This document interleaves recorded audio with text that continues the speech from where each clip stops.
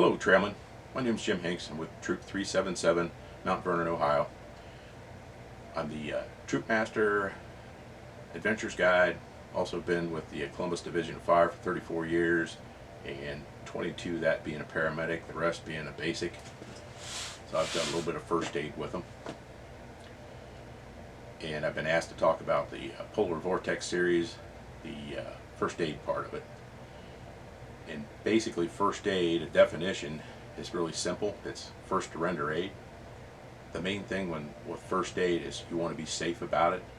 The idea is you have a person that's hurt and you want to get them treated, either something simple and get them back up on their feet again, or they requires further treatment down the line. You need to get them to that further treatment. But you can't do that if you get hurt. So you want to be safe about it. You know, evaluate the scene, make sure it's okay that you can get in there, get your trailmen or people in there to help out, get the patient treated and out of there. So, like on a trailman or taking a hike, someone trips and falls, scrapes their knee, you know, you have a pretty good idea that, yeah, that things are pretty safe, so you can go ahead and start treating. But if you're out in a group or someplace and you come across somebody, if they're conscious, can talk to you, then you can kind of stand back from a little bit of a distance, ask them what happened, and everything adds up, then you should be good. Go ahead and figure out your treatment plan and get busy treating. If you come across somebody who's unconscious, then you need to kind of sit back a little bit and evaluate the scene and determine how they fell, and look at all the signs in the area and determine from that if it's safe to go in. And if it is, then continue in with your treatment and get them out of there. Also, when you come across any type of treatment, things like that, you know, take a couple seconds to think about it, to kind of clear your head and start to think clearly. Say a prayer, ask God's advice and guidance on how to treat this person, and that'll help kind of clear you up a little bit and focus on the treatment. Because sometimes if you rush in on a treatment real quick, oh, I'm gonna get this done real quick and get them out of here, sometimes you'll end up getting hurt. I know, like Mr. Tanner, when he does his Yukon exercises, a lot of times you have a patient A and the trailman, hurry up, get in there, and someone's not paying attention, someone else gets hurt, and then next thing you know, you got two patients to deal with. So try to keep calm and evaluate the situation, and then start the treatment.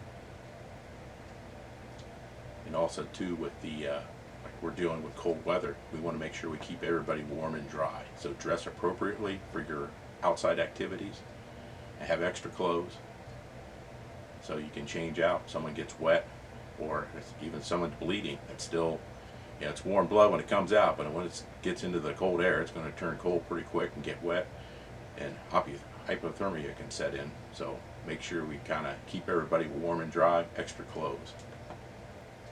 The basic first aid kit that I usually try to keep with me, and I guess the idea of a first aid kit is you have your personal first aid kit.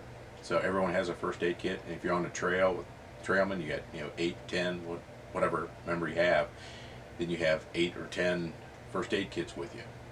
So the idea is to kind of pack, like I said, multi-purpose items that make it, you know, take up less space, but you have a lot of advantages for using those different items.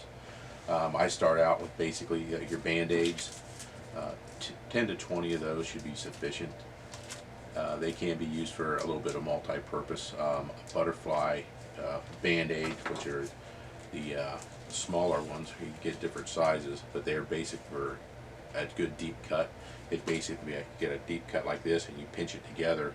In order to hold that together, you'll put one side of the bandage on one side, the adhesive, and hold it tight, and put the other side on. It helps kind of keep the cut together. Band-Aid can do the same thing because you've got adhesive on both sides. Stack your Band-Aid on there, pull it across, keep it tight, and then tighten the other side down. You can put like maybe 2 or 3 on it, depends on the size of the cut. Get it cleaned out, make sure you get it dry. That's it. One of the important things about, especially in the winter, you want to stay warm and dry. So if it's bleeding, It'll start warm, and then it'll start getting cold and wet, and then you start getting cold and wet. So get the bleeding stopped and warm and dry. The 3x3 bandages, I use these quite often. Depends on what size. You can use multiple 3x3s to cover a large cut or large wound. You can also cut it or fold it in half, and then that way you got a little cut. You can put that across that, some pressure on it, get it stopped, and then wrap it up with either cling or tape. Or if it's a smaller one, you can fold it again. But my little simulated arm here, we've got the cut there. If the trailing can help you out, it's kind of not that difficult, but it's easier to have another set of hands.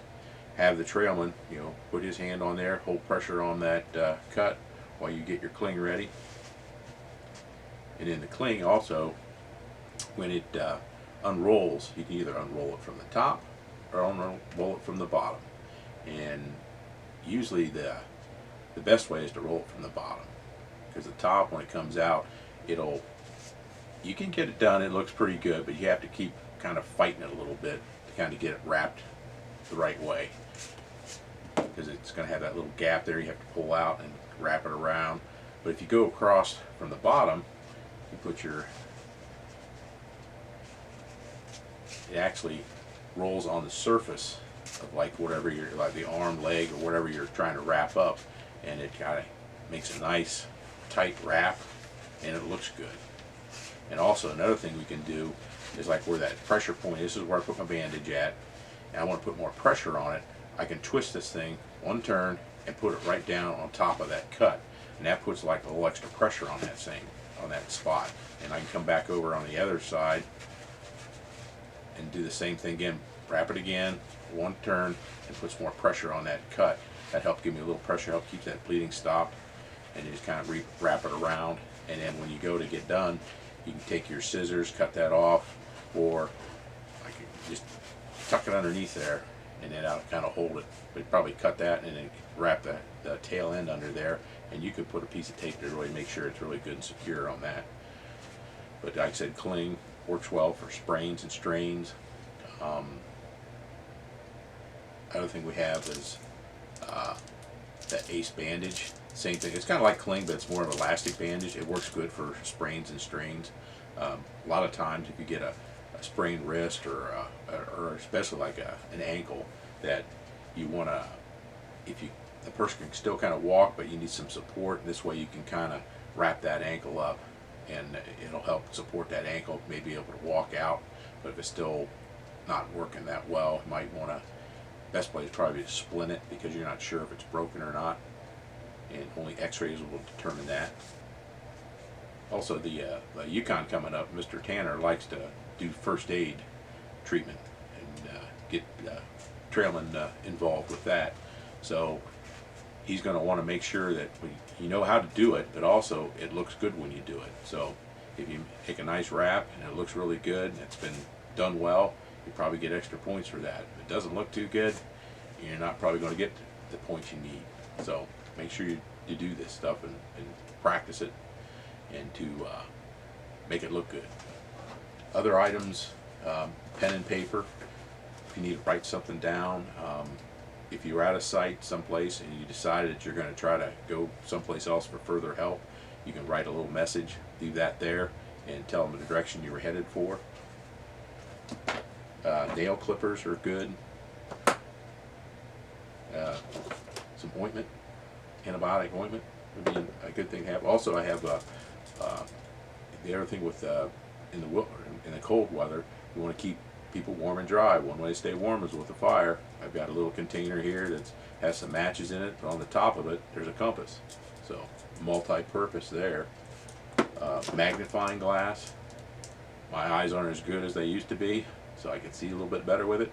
But also in the sun, it'll start a fire. Got your solar blanket, which will help kind of wrap the patient up, help keep their body heat in, help kind of keep them warm, then wrap some clothes around it. Make sure, like I said, dry and warm. If their clothes are wet, they've got or they've been bleeding someplace and that's a damp spot, get that off of there and get them dry. They should, when you're hiking in your backpack, you should have some extra clothes to help you kind of keep you warm and dry. A whistle, a good signaling device, doesn't require much energy and makes a lot of sound. One thing, a triangular bandage. I use this quite a bit. This one works good for your arms, especially your elbow. I'll tie a knot in the one end of the triangular bandage, and basically what that's for is to create a pocket so that my elbow can fit into it. So get this done right. And basically what I'm going to do is I'm going to stick my elbow in there, and then I can adjust that where I need to be. And then I'll tie a square knot on top of that, and basically I can either raise or lower it to where it feels comfortable, and then wherever the patient says that feels good, tie it off right there and you're good to go. And you can take another a 3x3, or not a 3x3, a triangular bandage, and make it like a, wrap it up so you can kind of wrap that around the arm, and then also the patient's chest to kind of keep that arm from moving back and forth. Paint sticks work pretty good for some splints, but out in the trail you'll probably find plenty of sticks out there, so you can use that. Use the cling and the ace bandage if you need to kind of wrap up the joint. Basically, if you think they have a possibility of a broken arm, leg, whatever, the idea is you want to splint above and below that joint. So like I said, if I got my wrist, I want to splint, put some type of splinting material underneath, and then kind of, I'm going to come up here to the top and also go all the way back here, and that's going to immobilize that joint. Elbow, same thing. I'm going to probably I'll probably take a couple of these, and I'll make a splint like that. I'll either snap that off, and then I'll hook that onto another piece. Give you an idea. That was kind of, see how it's kind of a little bit long, but I can kind of get it set up to where I need to be. Take that off, and if I've got my splint, that way I can go ahead and splint that arm the way it needs to be. Get it splinted fairly good. Check for distal pulses. Make sure you got a pulse. You want to get it wrapped snug, but not too tight where you're cutting the blood supply off. So check for pulses. Capillary refill is basically you take your fingernail, you kind of push down on it, you kind of see it turns white, and then when you let off, it turns pink. So that tells you you're getting blood supply into the fingertips. Also, if they can move the fingers, that's a good thing. Check for your pulse. Past to where the splinting part is. If it's in the wrist, check it in the wrist. Like I said, the fingertip or the nails, check that. Same thing with the toes and things like that. You can check the toenail. Same thing with capillary refill, and look for your distal pulses. Flashlight comes in handy, signaling, and also to see where you're going at night. Multi-purpose tool. You got your pliers, got some cutters in here, knives, screwdrivers, and another thing is the walking staff is a very multi-purpose tool. I've got my paracord up here. Basically, it's got a little bit of a rolling hitch, gives me a better grip on my staff. But there's 50 feet of paracord in there. Also, I've got compass on here, carabiners for clipping with. They're not designed, these aren't designed for lifting anything. They're just basically kind of help hold things onto your backpack, or like I said, I can put a clip of water bottle to that. Should be sufficient for that. But the staff itself can be used. To get two of these together, you can make a stretcher out of it. They either have a tarp, blanket, t-shirts work really well.